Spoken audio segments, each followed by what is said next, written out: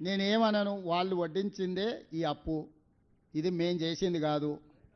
2014 నుంచి ఇప్పటి వరకు చదువుకున్న విద్యార్థులు ఎవరు, ఫీజు రియంబర్స్మెంట్ పొందిన సంస్థలు ఎవరు, ఈరోజు ఎవరెవరికి బకాయి ఉంది, ఒక ఏదైనా సిట్ ఏర్పాటు చేసి విచారణ చేద్దాం. 2014-15 చంద్రశేఖరరావు గారు అసెంబ్లీలో మాట్లాడి ఒక విజిలెన్స్ అండ్ ఎన్ఫోర్స్మెంట్ను అపాయింట్ చేసి నివేదిక ఇచ్చిండ్రు. ఆ నివేదికను ఎందుకు తొక్కిపెట్టారు చర్యలు తీసుకోకుండా?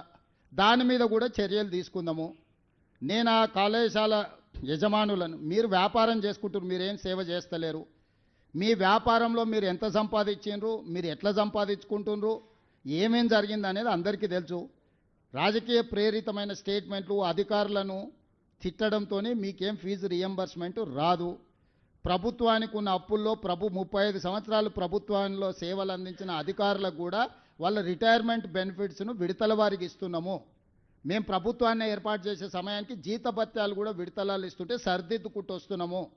సహకరించాల్సిన మీరు ఈ రకమైన వితండవాదంతో బంద్ పెడితే ఇప్పుడు ఫీజులు అడగరా? ఇప్పుడు బంద్ పెడితే పిల్లలకు విద్య దూరం అవుతుంది.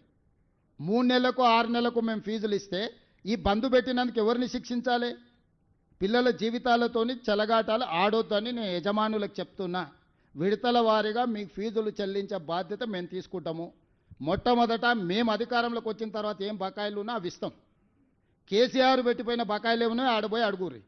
ఉన్నవే 3,600 కోట్ల బకాయిలు అంటే 6,000 ఇవ్వండి 5,000 ఇవ్వండి అని ఉపన్యాసాలు ఇస్తుండు. ఉపన్యాసాలు ఇచ్చటాయని నేను చూసిన 12 కాలేజీలు పర్మిషన్ ఇవ్వమని వచ్చి పైరేకి వచ్చిండు, ఇయ్యలే. ఇంకొక 2 ఆఫ్ క్యాంపస్, ఆయనది ఉండేది మహబూబ్నగర్లో, ఆఫ్ క్యాంపస్ హైదరాబాద్లో నాకు క్యాంపస్ ఇవ్వమని వచ్చిండు, ఇయ్యలే. ఇవన్నీ రూల్కి వ్యతిరేకం. అవి ఇయ్యలేదు కాబట్టి తీట పెట్టుకొని ఇట్లాంటి వేషాలు వేస్తున్నారు. పిల్లల్ని వెనక్కి తిప్పితే ఏమవుతుందో నాకు తెలుసు, వెనక్కి ఎట్లా తిప్పొచ్చు. నేనేందంటే ప్రభుత్వాన్ని నడుపుతున్నా కాబట్టి ఆ ప్రయత్నం చేస్తలేను.